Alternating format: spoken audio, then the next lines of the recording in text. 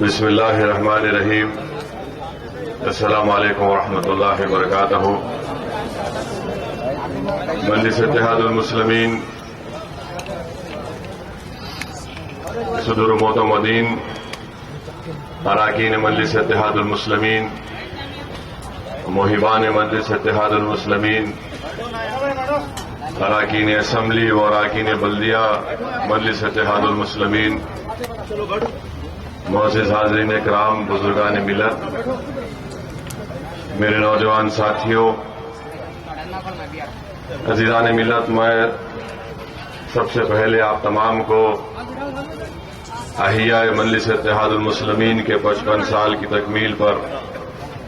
آپ تمام کو دل کی گہرائیوں سے مبارکباد پیش کرتا ہوں، اور اللہ کا بڑا فضل و کرم ہے کہ اللہ سبحانہ و تعالیٰ کے فضل اور کرم کی وجہ سے صدقہ نبی کریم صلی اللہ علیہ وسلم کا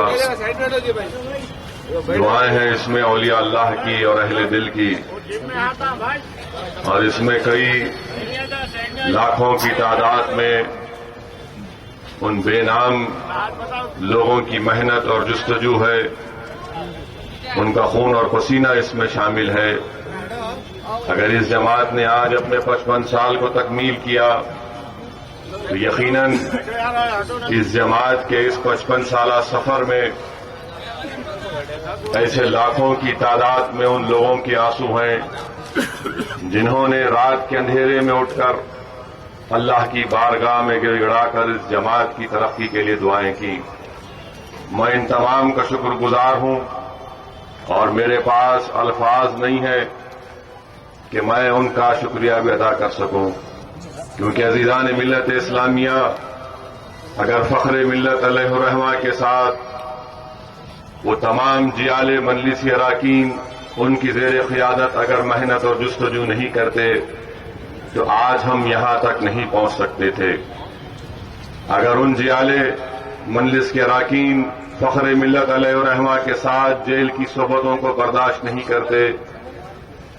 تو آپ کو نہ ہم کو حکومت سے کیسے مقابلہ کرنا ہم کو معلوم نہیں ہوتا۔ اگر ان لوگوں نے جماعت کی ترقی کے لیے جیل کی صحبتوں کو برداشت کیا تو وہ آنے والی نسل کو ایک درس دیا کہ دیکھو، یہ جماعت کی ترقی کے لیے، اس جماعت کی مضبوطی کے لیے، اس جماعت کی کامیابی کے لیے ہم تمام کو ایثار اور قربانی کے لیے تیار رہنا بہت ضروری ہے۔ اسی لیے صبح قیامت تک، جب تک انشاءاللہ تعالی جماعت باقی رہے گی، کبھی بھی ہم عبد الواحد اویسی اور ان کے ساتھیوں کی ایثار اور قربانی کو ہم بلا نہیں سکیں گے۔ آنے والی نسل یقیناً عبد الواحد اویسی کو اور ان کے ساتھ جو اس وقت جماعت کے معتمد تھے، اراکین تھے، مجلس اتحاد المسلمین اور سرزمین دکن، ان کو فخر کی نگاہوں سے دیکھتے رہے گی۔ اگر سالار ملت کے زیر قیادت وہ تمام کندھے سے کندھا ملا کر اس جماعت کی مضبوطی کے لیے جو محنت اور جستجو کی، ہم اس کو کبھی نہیں بھول سکیں گے۔ عزیزان ملت، مرحوم قائد سالار ملت نے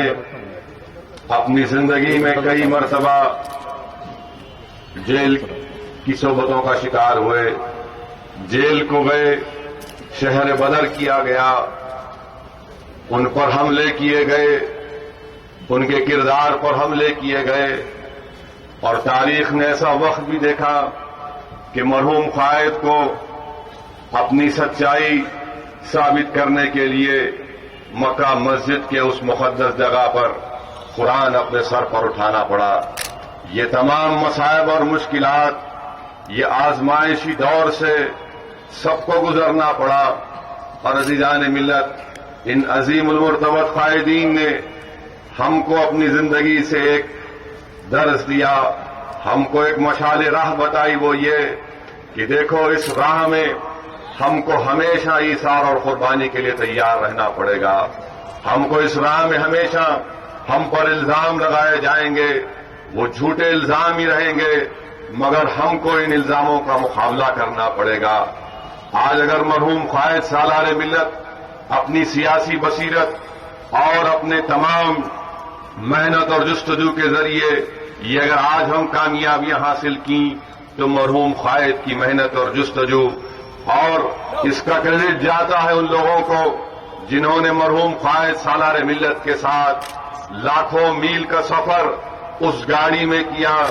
جگہ جگہ جا کر اضلاعوں میں جا کر مجلس اتحاد المسلمین کی شاخوں کا قیام عمل میں لایا، شہر حیدرآباد میں مجلس اتحاد المسلمین کو مضبوط کیا۔ یقیناً ایک سیاسی جماعت کی تاریخ میں 55 سال ایک بہت کم سفر ہے، مگر اگر مورخ کا قلم آزاد ہوگا تو مورخ لکھے گا کہ کیسے مجلس اتحاد المسلمین نے اس 55 سال کے سفر میں جو کامیابیاں حاصل کی، جو قوم اور ملت نے اپنے اتحاد کی طاقت اور قوت کے بلبوتے پر نہ صرف اراکین مجلس اتحاد المسلمین کو پارلیمنٹ میں بھجایا بلکہ اسمبلی میں بھجایا، اراکین بلدیہ کو منتخب کر کے ان کو مختلف بلدیات میں اپنا نمائندہ بنا کر بھیجا۔ تو کبھی ناندیڑ کی سرزمین پر بھی آج ہم دیکھتے ہیں کہ ہمارے اراکین بلدیہ مجلس اتحاد المسلمین اور عوام کی بے بات نمائندگی کر رہے ہیں۔ بہرحال عزیز دوستوں، یہ تمام چیزیں اسی وقت ہم کو حاصل ہوئیں جب ہم نے محنت کی، جستجو کی۔ آپ اور ہم جانتے ہیں کہ مرحوم قائد نے اپنی تقاریر میں بار بار اس بات کو دہرایا کہ دیکھو کہ اللہ کی راہ میں جستجو کرو، اللہ کی راہ میں جستجو کرو، جو قوم جستجو کرتے رہے گی اللہ ان کو کامیاب کرے گا۔ اور ہماری جستجو جو رہی 55 سال میں وہ جمہوریت کے دائرے میں رہ کر رہی، قانون کے دائرے میں رہ کر رہی۔ ہم نے اپنی لڑائی کو دستور کے آئین اور ان تمام حقوق کو حاصل کرنے کے لیے ہم نے اپنی لڑائی کو جاری رکھا اور یہی سفر جاری رہے گا۔ عزیزان ملت، میں یہاں پر اپنی جانب سے مجلس اتحاد المسلمین کی جانب سے حالیہ دلسکھ نگر کے بم بلاسٹ میں جو معصوم لوگوں کی جانیں گئیں، میں ان تمام لوگوں کے افراد خاندان سے اظہار ہمدردی کرتا ہوں اور اللہ سے دعا کرتا ہوں کہ اللہ سبحانہ و تعالی ان افراد خاندان کو اللہ صبر دے، کیونکہ 17 لوگوں کو کھونا یہ ان تمام افراد خاندان کے لیے بہت بڑا ثانیہ ہے۔ کسی نے اپنے بھائی کو کھویا تو کسی نے اپنے باپ کو کھویا تو کسی نے اپنے شوہر کو کھویا تو کسی نے اپنی بہن کو کھویا۔ یقیناً یہ بہت بڑا ثانیہ ہے۔ مجلس اتحاد المسلمین اس کی مذمت کرتی ہے، اس لیے کہ یہ حملہ صرف دلسوکھ نگر کی عوام پر یا شہر حیدرآباد پر بلکہ یہ ہمارے ملک پر حملہ ہے، یہ ہمارے عظیم ہندوستان پر حملہ ہے، اور مجلس اتحاد المسلمین اس کی مذمت کرتی ہے اور ان تمام حکومت کے اداروں سے مطالبہ کرتی ہے کہ یہ تمام ظالموں کو بے نقاب کیا جائے جنہوں نے اس درندگی کے تمام کام کیے۔ جن لوگوں نے دلسوکھ نگر میں بم بلاسٹ کیا ان کو انسان ہم نہیں کہہ سکتے، ان کو حیوان بھی ہم نہیں کہہ سکتے کہ جس طریقے سے ان لوگوں نے بم بلاسٹ کیا آج بھی دواخانے میں لوگ زخمی ہیں۔ لاؤں گا کہ آپ اس پر سیاست مت کریے، اس پر سیاست مت کریے۔ انسانوں کی جانیں چلی گئیں،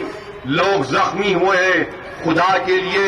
اس کو ہندو اور مسلم کا رنگ مت دیجیے، یہ حملہ ملک پر ہوا ہے۔ میں ان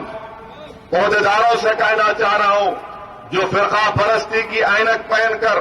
اپنی تحقیقات کر رہے ہیں، میں تم سے کہنا چاہ رہا ہوں کہ تم ہندو اور مسلمان کی نظر سے اس کو مت دیکھو،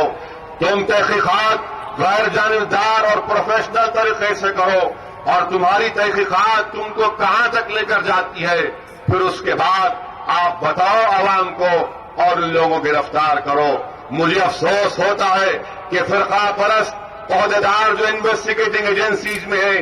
اور جو فرقہ پرست لوگ میڈیا میں ہیں، وہ جب سے بم بلاسٹ ہوا 1 گھنٹے کے اندر